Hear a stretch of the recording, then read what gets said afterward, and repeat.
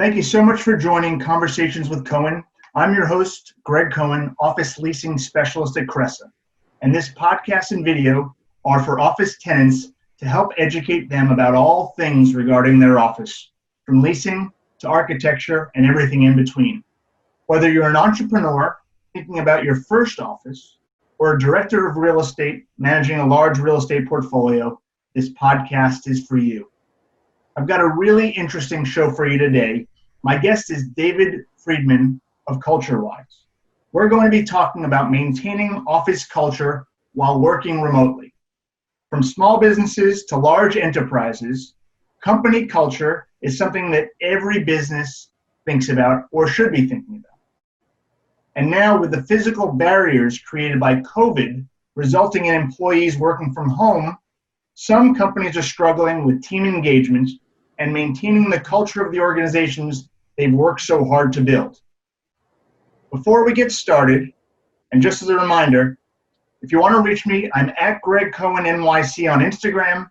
And if you're new to this video series or podcast, hit the subscribe button below so you never miss a future episode. David, welcome to the show. Thanks, Greg. Perhaps we can start with you introducing yourself. Sure, Greg. So my name is David Friedman, and I'm the CEO of a company called High Performing Culture. And we have a particular product that we use and talk and teach people about and help them with called CultureWise.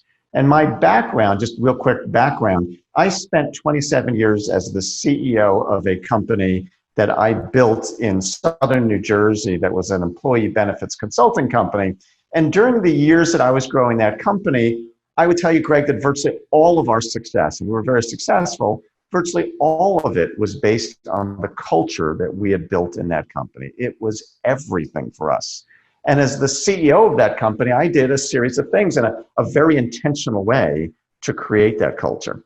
And I later ended up selling that company, wrote a couple of books about what I had learned. Those books led to speaking opportunities. People asked me to, as they heard me speak, people said, hey, that's really interesting stuff. Could I hire you to help me do, what you were talking about in my company? And over the years, I've built the second company that I was just mentioning, High Performing Culture, that takes the methodology that I created as the CEO of my company to create our winning culture and teaches that methodology to lots of other businesses. So that's kind of where I come from about this topic. Great.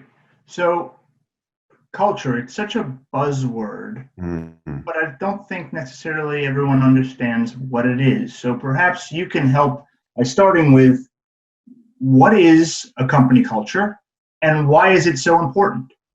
Yeah, it's a good question, Greg. And you're right, it is a buzzword that these days you can hardly open up a business newspaper or magazine without seeing some article about culture. It's everywhere. Even the sports magazines are talking about it. So it is everywhere, and yet it's just kind of a nebulous, amorphous term for so many people. So to me, the culture in an organization is the set of behaviors, the things that people actually do that dictate how things happen around this organization.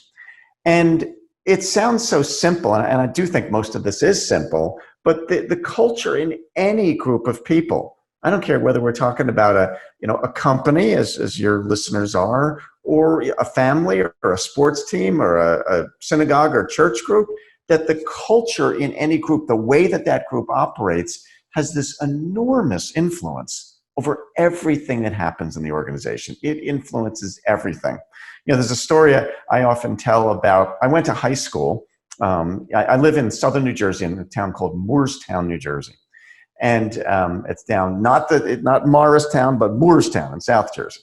And I went to high school there, and the high school in Moorestown has always been known for one particular sport. It's the sport of women's lacrosse.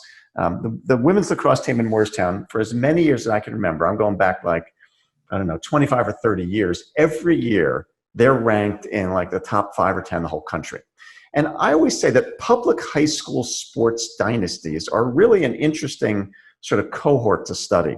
And they're interesting to me because they have two dynamics that make them kind of unusual. The first is, and I'm sure you have this around your area, in a public high school, for the most part, you can't recruit. You're just stuck with whoever happens to show up in your town. Colleges and universities, private schools, they recruit, but in public schools, you're just stuck with whoever's there. So think about that in the context of a company. Imagine if anybody who knocked on the door and said, okay, I'd like to be hired, you had to take them. How hard would that be to build a great company? Secondly, think about, in a school environment, you're turning over your roster every year. I mean, at least every couple of years as kids graduate. So think about that again in the context of your company. Imagine if anybody who knocked on the door and said, I'd like you to hire me, you had to take them, and you turned over your whole team every couple of years. How hard would that be to build a great team? And yet that's what public high school sports dynasties do. So you think about that and you think, so something's going on there, and it's the culture that they've created. Those teams have created cultures, environments that cause people to elevate their play. You join that women's lacrosse team in Moorestown, and you immediately pick up a vibe or an expectation that, you know what, we play like champions here. That's the way we do things. And it elevates people, causes them to perform at a higher level. Well, the same thing happens in companies. People join an organization and they immediately pick up a vibe, an expectation. Is this a high-performing environment where everybody performs at really incredible levels? Is it an average place? Is it a place where nobody gives a damn? And it affects people. You could take the same people. Think about your company, Greg. You could take your same people, and if you move them to a different, real estate company, they would perform differently. Maybe better, maybe worse, but it'd be different because they're in a different environment. That the culture has that much influence over everything that takes place.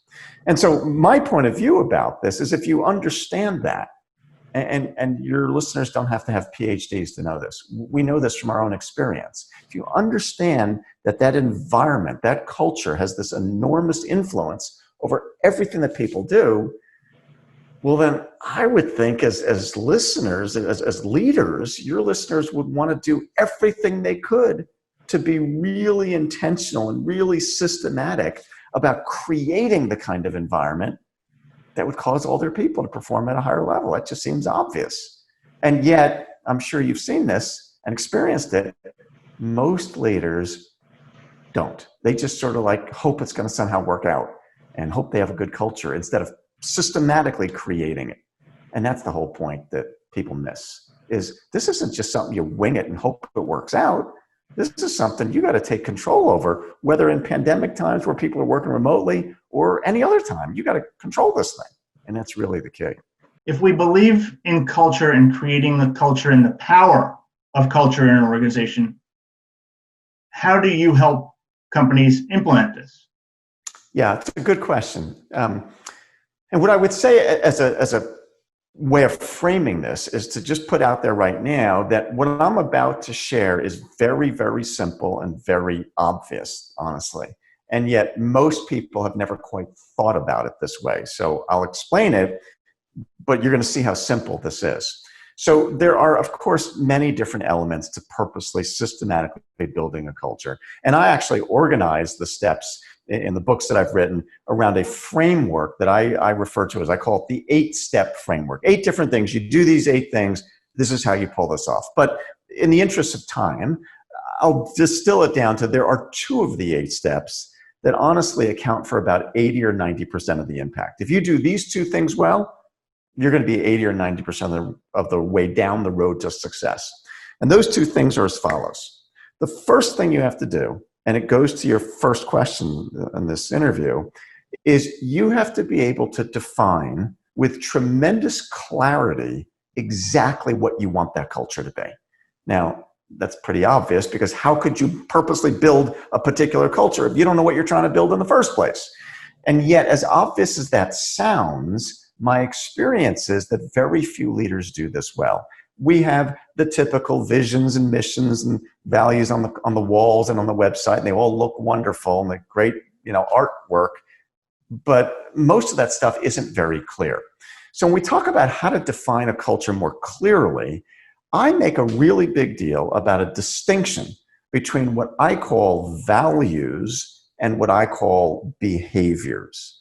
So a value is an abstract concept. So values are things like quality, integrity, service, respect, innovation. They're ideas or notions. A behavior, in contrast, is an action. It's something I can see people doing. You can literally watch them. So some of the behaviors that I teach are things like honor commitments. That's something you do. Practice blameless problem solving. Get clear on expectations. Be a fanatic about response time. These are actions. So a value is an abstract idea, behavior is an action. Now, the reason this distinction is relevant and not just a bunch of semantics is that the problem with the way most organizations use those traditional looking core values is that they tend to be so abstract that they mean too many different things to different people, and they therefore are very difficult to operationalize. What you call respect, somebody else doesn't. And so what do you do with any of that? A behavior, though, because it's really action-oriented, is a lot easier to teach and coach and guide and give people feedback about. So the first step is to define really clearly the behaviors that you say, if we could get everybody in our organization doing these things consistently, these actions, man, we'd be taking no prisoners in our market. And I give those behaviors a name. I call them fundamentals because I think they're fundamental to success. So step number one is to define in really clear terms the behaviors or fundamentals that you say, this is what I want my company to be known for, and this is the way we want to operate. Now, the second step that really kind of pulls this together is, again, very simple but critical. I call it creating rituals. So a ritual is something that we do over and over and over again until it becomes second nature. You know, you go to a ball game back in the days when we used to do that, and we start with the national anthem. Or we were kids in school, and we used to start every school day with the Pledge of Allegiance. Or some people before a meal, they start with a prayer. These are rituals. The reason that rituals are critical is that most people, and of course most companies, aren't very good at sticking with things. We create all these great ideas, and we roll it out. We're all excited, and then we get busy, and it all falls by the wayside, or becomes the flavor of the month. When something's a ritual, it's not hard to do. It's just part of our routine. You know, when we used to say the Pledge of Allegiance at the beginning of the school day, nobody had to be disciplined about trying to do it. It's just the routine. It's just what we do. So the way we use this concept is we take those fundamentals, those behaviors that I was describing, and we roll it out into the company in really interactive ways. And then we take one of those behaviors each week and we focus on it through a series of rituals. So week number one, everybody in the company all week long is thinking about practicing, focusing on fundamental number one. The week after that, everybody in the company is focused on number two, and the week after 3 and 4 and so on. And so an example of what do I mean by that is a ritual that I do in my company and pretty much all of our clients is that every meeting that we have in our company, doesn't matter what kind of meeting it is, every meeting, even a Zoom meeting, we start every meeting with the first agenda item being the fundamental of the week. So I had a team meeting this morning with my team, all remote, and first agenda item, we spent 3 or 4 minutes talking about this week's fundamental. What does it mean? How do we practice it? What could we do better about it? And then we move on. We don't want to take over the meeting, but every meeting in our company begins with this week's fundamental. It's a ritual. It's just what we do.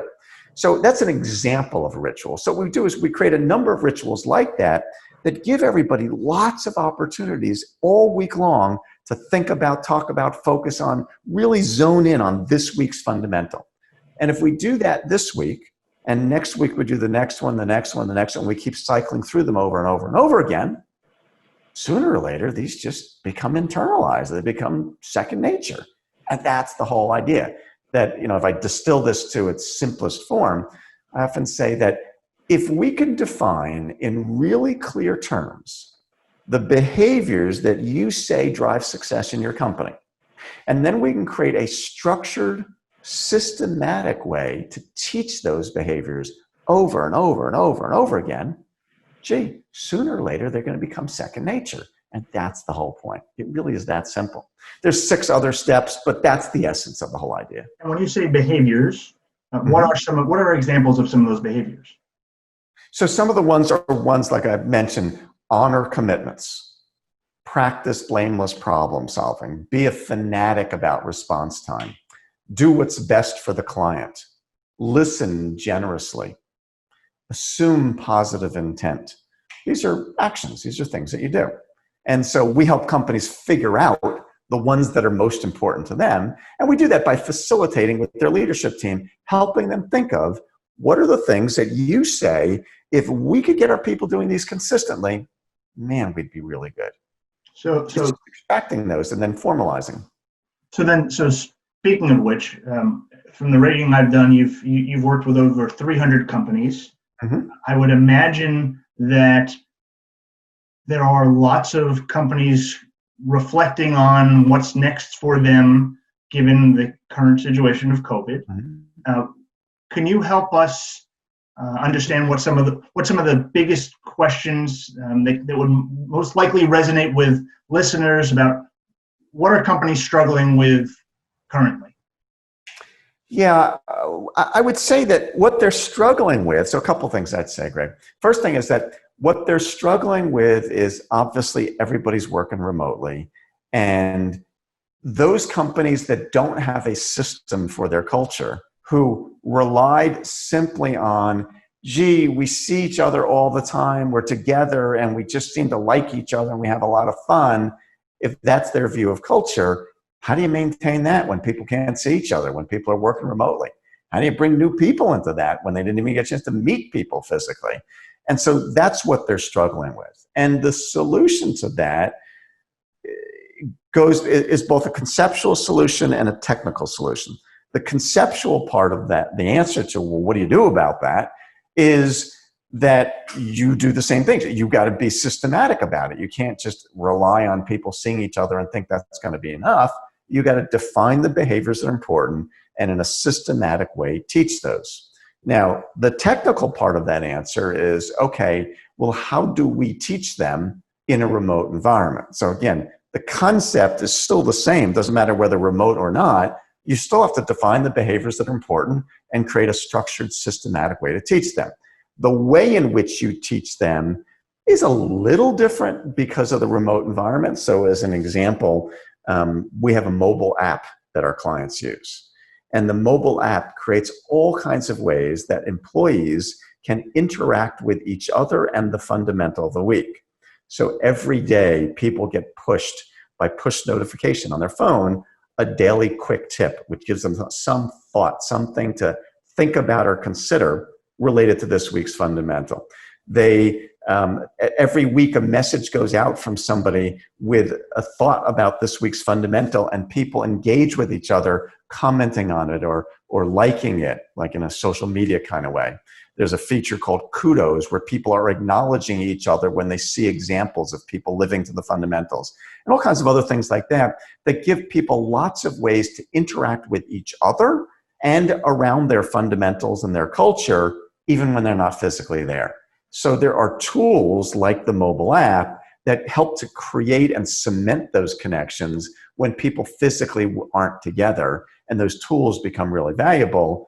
But the concept is still the same, whether you're working remotely or not. It's just the toolkit that becomes maybe a little varied because of the remote environment. So if I've got somebody who's listening who says, I've got a great company culture right now, right? I'm already there. I've done these things.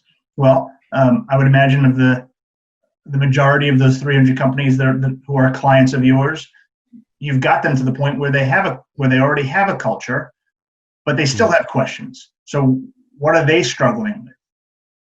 Well, it's interesting. Before I answer that, let me just sort of push back on the premise of your question. And that is that, we helped them to get there. I mean, we did, but I would tell you, and this is kind of interesting, this will make sense when I explain it, that virtually everybody that we work with, the starting point is they already have a good culture and they're proud of their culture and they feel really good about it, and it's important to them. And what we do is just help give them the tools to take the good stuff they've been doing to a level that they hadn't thought about before. That they've never been that systematic about it. They had a good culture simply because they're good people. If you're a good leader, you get it. You're going to treat your people well. You're going to care about them, and you're going to create, even accidentally, you're going to create a nice environment. But the best companies are more systematic than that. They don't just leave it to that. And so what we do is we take those companies that already have a good culture, they're proud of their culture, they're thrilled with it, and we just they've never thought about being more systematic. They didn't even know it was possible to be more systematic until they perhaps read one of my books, heard us speak somewhere, somehow bumped into us, and that caused them to say, whoa, I never heard anything like that. That's pretty powerful. I'm a culture kind of guy. We love our culture. If we could take it to another level, that'd be exciting to us. And that's who we work with. The people who honestly, this sounds terrible, but I'm going to say it anyway. The people who are screwed up dysfunctional companies, they're screwed up and dysfunctional because they have leaders who don't get that this is important. And if they don't get that this is important, they would never spend any money to work on it. So they stay where they are. So the people we work with, the starting point are good companies helping them to take it to another level. Now, that's a long-winded answer to the premise, but your question was, okay, for those people that are really doing well, like what do they worry about? And the things they worry about are a couple things. One is, again, maintaining this through the time where they don't have a physical presence, and the tools are how they do it.